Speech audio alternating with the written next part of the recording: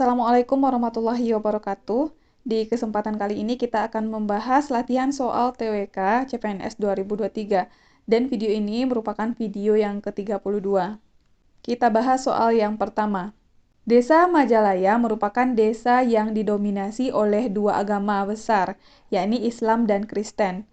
Letak dua tempat ibadah dengan agama yang berbeda yaitu masjid dan gereja bersebelahan. Ketika jemaah masjid membludak dan kekurangan tempat parkir, pihak gereja mengizinkan jemaah masjid untuk parkir di halaman gereja. Begitu juga ketika Natal saat gereja kekurangan tempat parkir, pihak masjid mengizinkan mereka untuk parkir di halaman masjid. Hal ini merupakan pengamalan sila ke A sila pertama, B sila kedua, C sila ketiga, D sila keempat, E sila kelima. Ilustrasi pada soal pertama menggambarkan adanya kerukunan antar umat beragama, yaitu antara penganut agama Kristen dan Islam.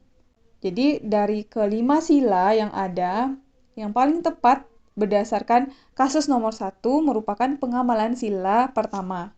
Soal nomor 1 sudah ada disediakan pembahasan mengenai butir-butir pengamalan sila pertama Pancasila. Yang pertama, bangsa Indonesia menyatakan kepercayaan dan ketakwaan kepada Tuhan Yang Maha Esa.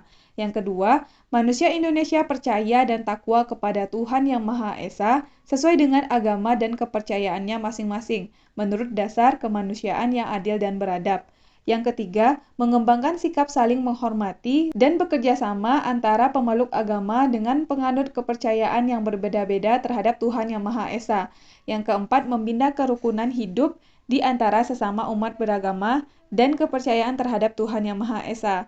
Yang kelima, agama dan kepercayaan terhadap Tuhan Yang Maha Esa adalah masalah yang menyangkut hubungan pribadi manusia dengan Tuhan Yang Maha Esa.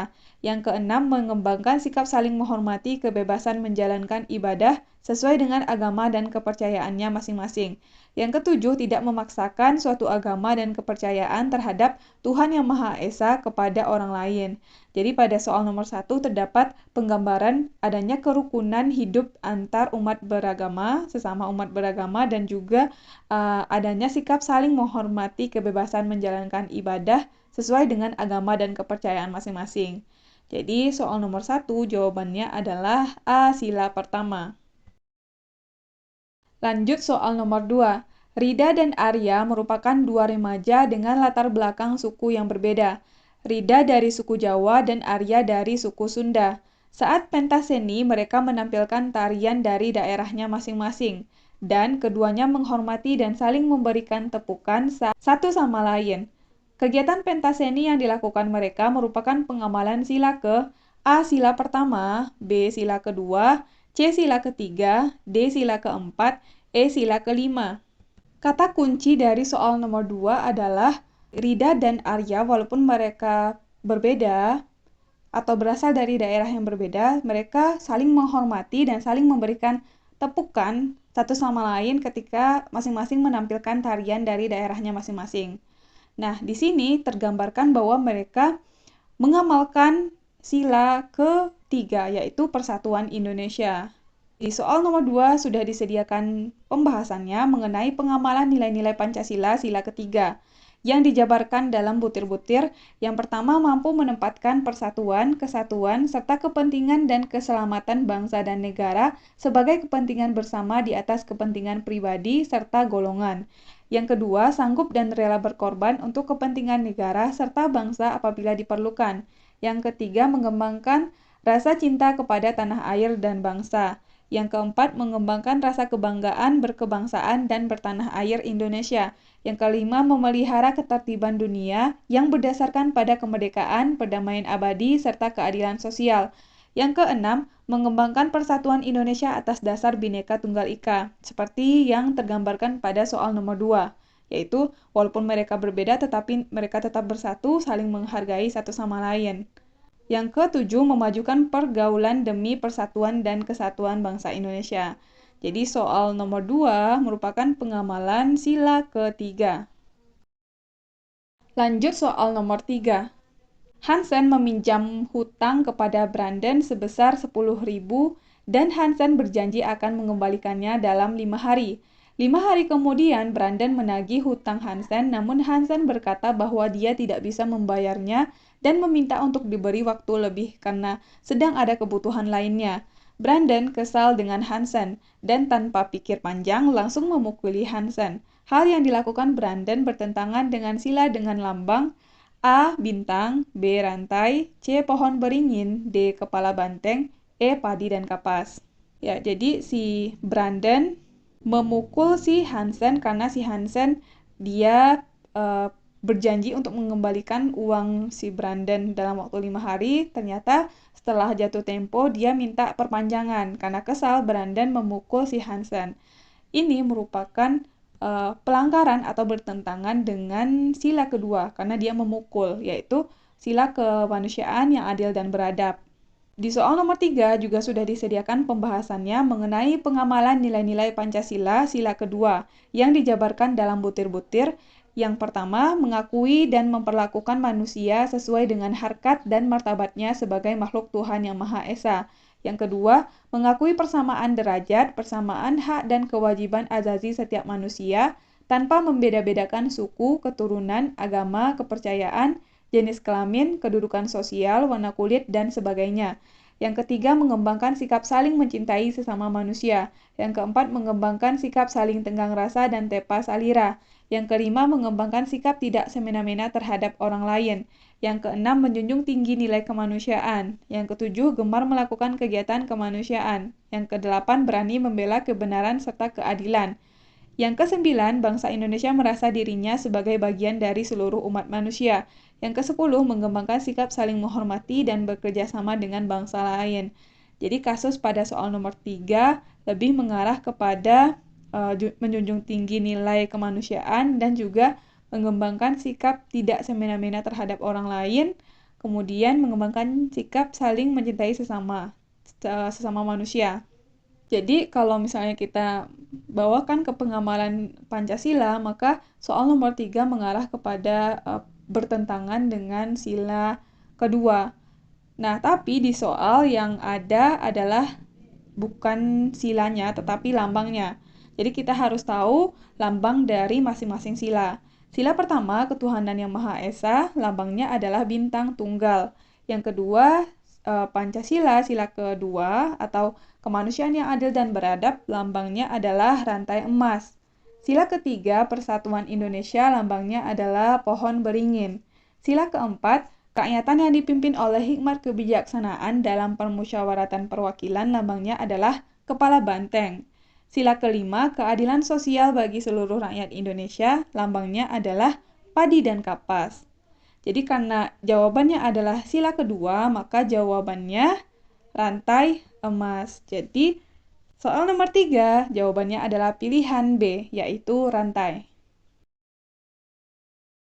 Lanjut soal nomor 4. Kalimat di bawah ini yang mengandung kata tidak baku adalah A. Saya pergi ke apotik untuk membeli obat. B. Ibu Toni adalah seorang mantan atlet. C. Ayah melakukan ekspor barang dengan temannya. D. Rudi memberikan nasihat pada teman-temannya.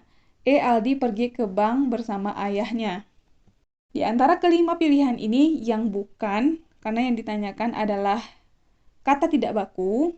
Kalimat yang mengandung kata tidak baku adalah jawaban yang A, yaitu saya pergi ke apotik untuk membeli obat. Karena seharusnya kata bakunya adalah apotek. Nah, sedangkan yang pilihan B, atlet, merupakan kata baku, kemudian ekspor juga kata baku, nasihat juga kata baku, bank juga kata baku. Jadi yang merupakan kata tidak baku pada kelima pilihan ini adalah pilihan A, yaitu saya pergi ke apotik untuk membeli obat. Lanjut soal nomor 5. Secara umum, negara mempunyai beberapa fungsi yang dijalankan untuk menjamin kehidupan bernegara yang baik. Setiap fungsi negara tersebut mempunyai peran masing-masing. Namun, hal tersebut tetap mengacu pada tujuan yang sama, yaitu mencapai kehidupan negara yang layak bagi setiap rakyatnya. Itulah mengapa setiap masyarakat perlu mengetahui apa saja tujuan dan fungsi negara. Fungsi negara yang terutama berkaitan langsung untuk mewujudkan tujuan NKRI melindungi segenap bangsa Indonesia dan seluruh tumpah darah Indonesia adalah A. Fungsi ketertiban, B. Fungsi kesejahteraan dan kemakmuran, C. Fungsi menegakkan hukum, D. Fungsi kebebasan, E. Fungsi pertahanan. Yang sesuai dengan kalimat atau fungsi negara yang berkaitan langsung untuk mewujudkan tujuan negara melindungi segenap bangsa Indonesia dan seluruh tumpah darah Indonesia adalah fungsi pertahanan. Jadi jawaban soal nomor 5 adalah pilihan E. Lanjut soal nomor 6. Proklamasi kemerdekaan adalah buah perjuangan untuk mewujudkan cita-cita bangsa Indonesia dalam kehidupan bangsa yang lebih baik, adil, dan sejahtera. Nilai dasar yang terkandung dalam proklamasi dapat dijelaskan secara tepat melalui pernyataan di bawah ini, yakni A. Dalam mengisi kemerdekaan bangsa Indonesia memiliki konsepsi bersama menyangkut hal-hal fundamental bagi keberlangsungan keutuhan dan kejayaan bangsa. B. Cita-cita kemerdekaan serta upaya mewujudkan masyarakat adil dan makmur mengalami pasang surut yang luar biasa. C. Negara Indonesia yang mempunyai heterogenitas sedemikian kompleks dengan potensi disintegrasi yang tinggi. D. Perjuangan yang berperan sebagai pemicu bangkitnya semangat bangsa dalam upaya pembangunan segala bidang baik ideologi, politik, hukum, ekonomi, sosial, budaya, pertahanan, keamanan, dan agama. E. Diperlukan suatu konsepsi kemauan dan kemampuan yang kuat yang dapat menopang kebesaran, keluasan, dan kemajemukan keindonesiaan. Jadi, nilai dasar yang terkandung dalam proklamasi dijelaskan secara tepat melalui pernyataan, yaitu di antara kelima pilihan ini yang paling tepat adalah pilihan D, yaitu perjuangan yang berperan sebagai pemicu bangkitnya semangat bangsa dalam upaya pembangunan segala bidang, baik ideologi, politik, hukum, ekonomi, sosial, budaya, pertahanan, keamanan, dan agama. Jadi jawabannya adalah pilihan D. Lanjut soal nomor 7. Eksploitasi besar-besaran terhadap sumber daya alam milik Indonesia yang dilakukan oleh perusahaan asing telah mengakibatkan kerusakan alam yang masif. Sumber minyak disedot, batu bara, emas, dan nikel dikeruk demi menguntungkan sebagian kelompok saja. Hal ini sangat bertentangan dengan Pancasila, khususnya sila ke A4, B2, C1, D5, E3. Soal nomor 7 menggambarkan adanya eksploitasi besar-besaran terhadap sumber daya alam yang dimiliki oleh Indonesia yang dilakukan oleh perusahaan asing yang menyebabkan kerusakan alam. Hal ini merupakan tindakan yang bertentangan dengan Pancasila sila keberapa. Kalau kita kaitkan dengan butiran-butiran pengamalan nilai Pancasila, maka hal ini merupakan pertentangan dari sila kelima, yaitu keadilan sosial bagi seluruh rakyat Indonesia. Berikut pada soal nomor 7 terdapat pembahasan mengenai pengamalan nilai-nilai Pancasila sila kelima. Yang pertama, mengembangkan perbuatan yang luhur yang mencerminkan sikap dan suasana kekeluargaan dan kegotong royongan. Yang kedua, mengembangkan sikap adil terhadap sesama. Yang ketiga, menjaga keseimbangan antara hak dan kewajiban. Yang keempat, menghormati hak orang lain. Yang kelima, suka memberi pertolongan kepada orang lain agar dapat berdiri sendiri. Yang keenam, tidak menggunakan hak milik untuk usaha-usaha yang bersifat pemerasan terhadap orang lain. Yang ketujuh, tidak menggunakan hak milik untuk hal-hal yang bersifat pemborosan dan gaya hidup mewah. Yang kedelapan, tidak menggunakan hak milik untuk bertentangan dengan atau merugikan kepentingan umum. Nah, ini sesuai dengan soal nomor 7. Kita tidak boleh menggunakan hak yang punya hak milik yang kita punya untuk merugikan kepentingan umum. Yang ke-9, suka bekerja keras. Yang ke-10, suka menghargai hasil karya orang lain yang bermanfaat bagi kemajuan dan kesejahteraan bersama. 11, suka melakukan kegiatan dalam rangka mewujudkan kemajuan yang merata dan berkeadilan sosial. Jadi, tindakan eksploitasi dilakukan oleh perusahaan asing terhadap sumber daya alam Indonesia merupakan tindakan yang bertentangan dengan Pancasila sila ke-5. Jadi soal nomor 7 jawabannya adalah pilihan D. Lanjut soal nomor 8. Untuk menghadapi globalisasi diperlukan kemampuan sumber daya manusia dan kelembagaan baik di sektor negara maupun di sektor swasta. Tantangan yang akan dihadapi dalam globalisasi sangat berpengaruh khususnya A. Sistem pendidikan yang berkualitas yang mampu melahirkan sumber daya manusia yang andal dan berakhlak mulia. B. Tantangan untuk menegakkan keadilan adalah terwujudnya aturan hukum yang adil serta institusi hukum dan aparat penegak hukum yang jujur, profesional, dan tidak terpengaruh oleh penguasa. C. Melahirkan kepemimpinan nasional yang demokratis, kuat, dan efektif. D. Sistem sosial yang beradab, mengutamakan terwujudnya masyarakat yang mempunyai rasa saling percaya dan saling menyayangi. E. Mempertahankan eksistensi dan integritas bangsa dan negara, serta memanfaatkan peluang untuk kemajuan bangsa dan negara. Nah, di sini tantangan yang akan dihadapi dalam globalisasi sangat berpengaruh khususnya adalah pilihan E, yaitu mempertahankan eksistensi dan integritas bangsa dan negara, serta memanfaatkan peluang untuk kemajuan bangsa dan negara. Jadi soal nomor 8, jawabannya adalah pilihan E. Lanjut soal nomor 9. Sebagai negara yang berkembang dan memiliki banyak sumber daya alam yang melimpah, Indonesia merupakan negara penghasil sumber daya alam yang baik.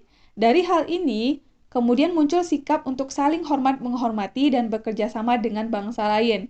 Hal ini termasuk pada pengamalan Pancasila sila ke A keempat, B kedua, C kelima, D pertama, E ketiga. Soal nomor 9 mengenai sikap untuk saling hormat menghormati dan bekerja sama dengan bangsa lain, ini jelas merupakan pengamalan sila kedua, yaitu kemanusiaan yang adil dan beradab. Nah, soal nomor 9 juga udah ada disediakan pembahasannya mengenai pengamalan nilai-nilai Pancasila sila kedua.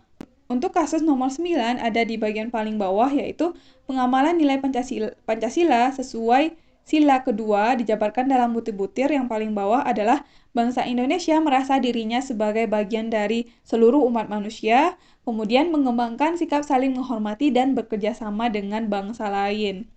Jadi, sikap untuk saling hormat menghormati dan bekerja sama dengan bangsa lain merupakan pengamalan Pancasila sila kedua.